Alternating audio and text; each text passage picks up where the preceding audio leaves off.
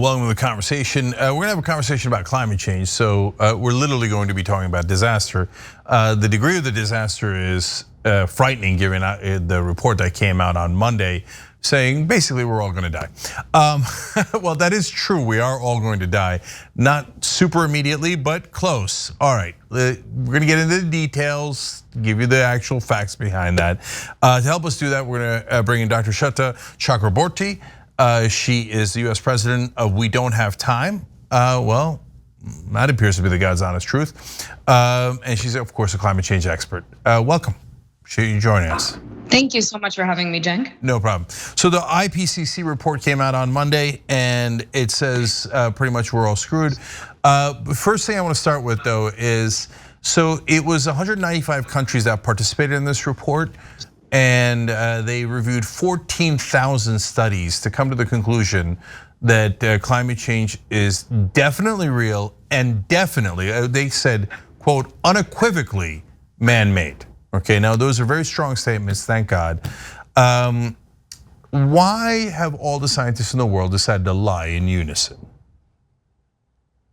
Yeah, we've been saying it for decades, but what was so unique about this report was the language that was used, the one that you just quoted, unequivocally human-made and caused. And that's really important because that means that because we put this ball into motion and we're here in terms of these increased and simultaneous and frequent and intense impacts of climate change that we have co-created alongside what is underpinning natural impacts of climate, we can also change it. We can correct course. That's why it's so important to really emphasize that this has been human caused, but it can be human solved. So even though climate change is here, it's at our doorstep, we can also act on it. And there's this really critical window of action that can keep us to below 1.5 or 3 degrees Fahrenheit before the end of the century. And we need to see that happen and that conclusion be fulfilled from the Paris Accords that was put together 5 years ago.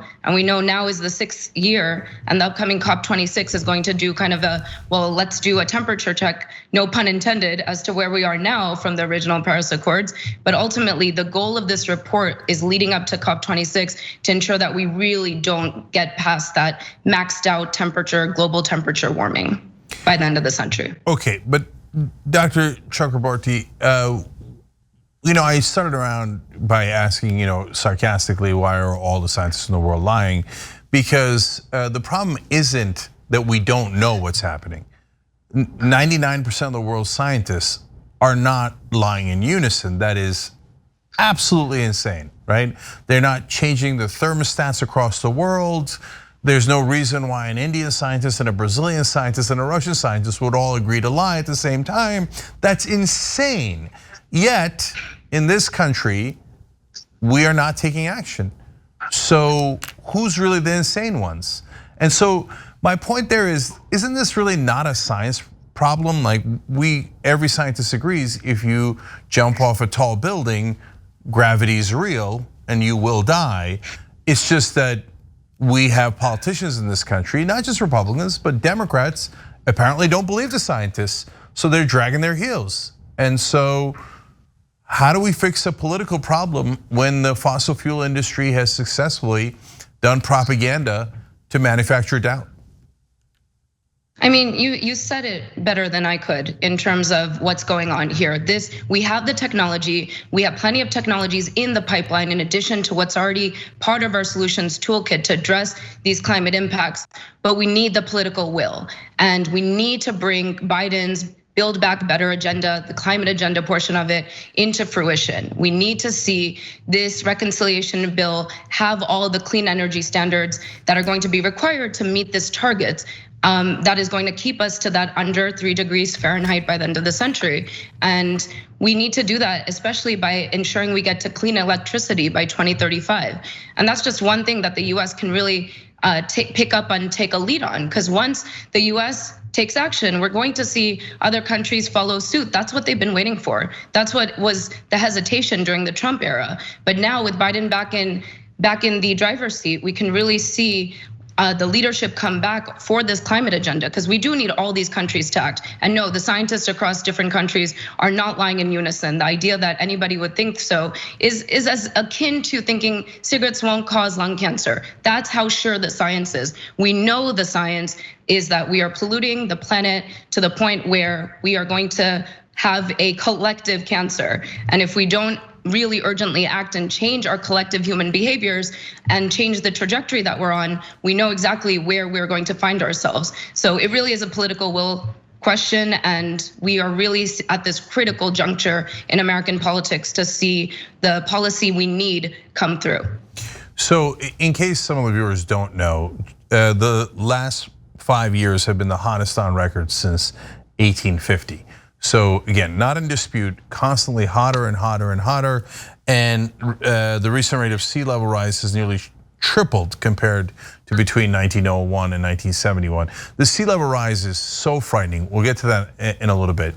But let's now keep it real. So the reason that those politicians aren't acting is because they're bribed. They're bribed by fossil fuel companies. We call them campaign donations and independent expenditures and dark money, but none of that makes it any better. There's still a bribe. ExxonMobil wants to make money. They bribe both Republican and Democratic politicians to make sure that we don't take any action. So now the scientists called for, quote, deep rapid cuts in greenhouse gas emissions. So if we're keeping it real, doesn't that mean that we've got to fairly quickly end fossil fuel companies altogether? And that's why they're fighting like tooth and nail, because it's their profits on the line, it's their existence on the line. Yeah, and it's really short-sighted ultimately, because there's no one that is going to be isolated from these impacts of climate change. Even the greediest and wealthiest and those that are in these industries are going to feel the impact. So it's really, even if we just think about it from, okay, let's say that it truly is a short-term monetary gain that is continuing to facilitate this pollution of our planet, it doesn't make sense in the long term. And that just goes to show how short-sighted these individuals and these companies are. And unfortunately, there's no room for these industries to even continue business as usual.